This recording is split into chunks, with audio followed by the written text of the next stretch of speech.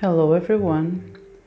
As you know by now, we recently went to the Lisbon Orchid Show.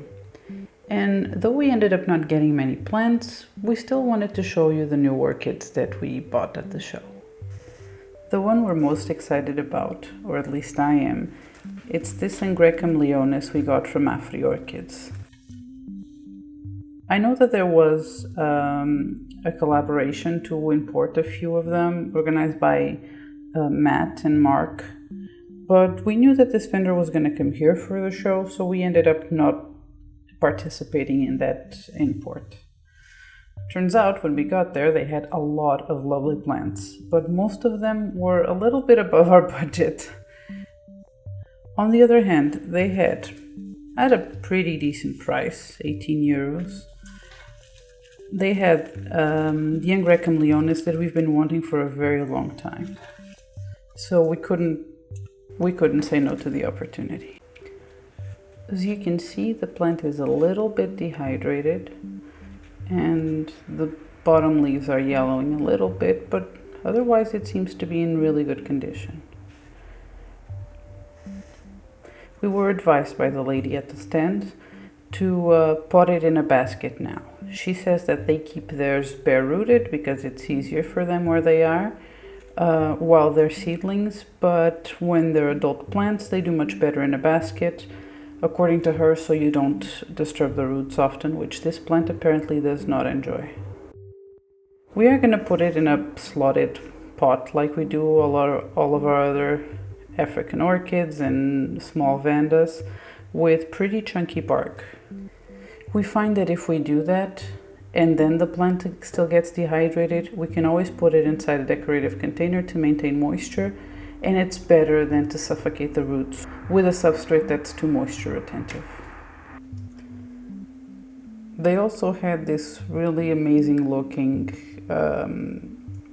Dendrobium trantuani that I've been wanting for a long time, but I've decided to be more responsible with my money and not get it at the price that it was at, so that was hard to leave behind. They also had some really nice Rapaculus Lalias. I mean, I don't know how the plants from the import were, but at least at the show, their plants looked really, really nice. And let's be fair, imported plants at orchid shows never look their best. They come in bags. They probably have spent weeks in transit. But I was really impressed with the plants they had, and the lady was really nice. Since getting this plant, we've been reading about it, and it turns out there's two different locations where Angraecum leonis grows in the wild, and for one of them the plant is much bigger than the other. I have no idea which one this one is. I don't know if this is like an adult plant, because I'm pretty sure I've seen pictures of Angraecum leonis blooming at pretty close to this size, or if this is just a seedling of the biggest variety, so that remains to be a mystery. Either way, it was a good price, a plant we've been wanting for a long time, and it looks healthy, so this is the one I'm most excited that we got. Next we got this Gomesa plant, which I think it's related to the oncidium family. And I know it's a pretty common plant to see for sale, but we actually ended up never having one, and I absolutely love how grassy the leaves are. There's something quite charming about how tiny the flowers are, and supposedly they smell amazing of honey. I get a tiny bit of a faint smell from this one, but of course it only has like a couple of flower spikes. They had plants with a lot more flower spikes at the stall, but this one happened to be the healthiest looking one, so we decided to get it. And if this is anything like our other oncidium miniatures that we keep, it's gonna do fine in our care. I also couldn't pass getting this cochleata type encyclia. We already have two. We have the black comet, I think, and the green hornet, but ours just do so well, and they bloom for, I don't want to exaggerate, but pretty much 2/3 of the year. And they're such charming little flowers that when I saw that it existed in yellow as well, I couldn't pass it up. The plant didn't really have an ID at the stall where we got it, but then I noticed the tag that says that it's from Inca Orchids. And if you Google it, it says that Inca Orchids has a variety of the cochleata that they call Octopussy. Yeah, that name. I don't think it's a registered variety or a registered hybrid in any way, but at least it's good to know what to call it, if I can call it that without giggling ever again. But at least we know where this plant originated from. The same garden center that had that Inca Orchids cochleata variety also gave us this Phalaenopsis. It was some sort of raffle they were doing, and we were awarded a Cymbidium. But they only had those really, really gigantic Cymbidiums that we honestly don't have the room for.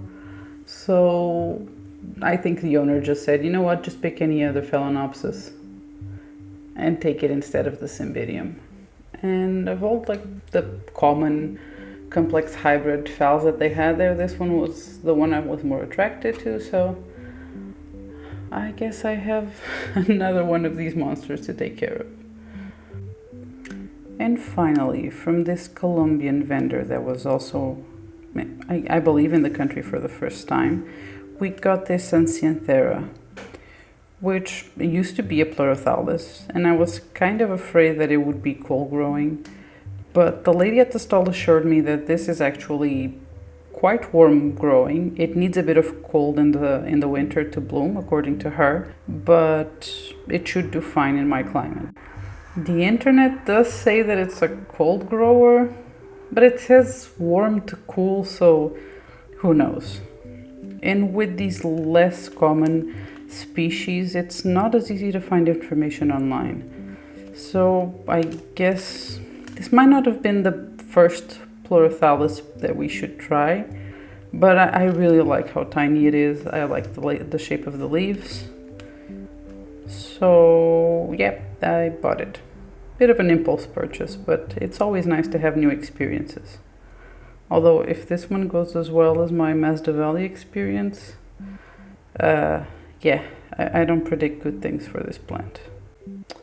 Unfortunately, there seem to be some parts of this plant that aren't doing so well. So we definitely need to separate these growths, see what's going on in this mess. We were told by the owner that we should probably just mount this in a piece of cork and that it would do great.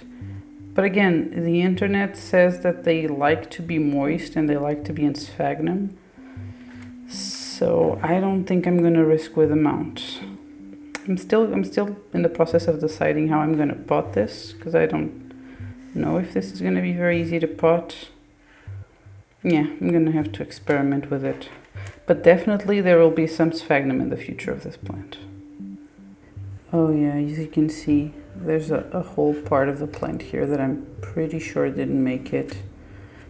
And that's probably what's been losing all the leaves. This section seems okay. Okay, there's another one here that lost all the leaves. So, okay, this part is definitely okay, other than this older stem. I'm gonna have to clean up this plant really well. I don't think I have time to repot them today, but I am definitely gonna give them some water, put the bare-rooted ones over some moist sphagnum, like I like to do every time I get plants at orchid shows, let them hydrate a bit, and then I'm gonna take my time and realize how I'm gonna plant them, especially this one.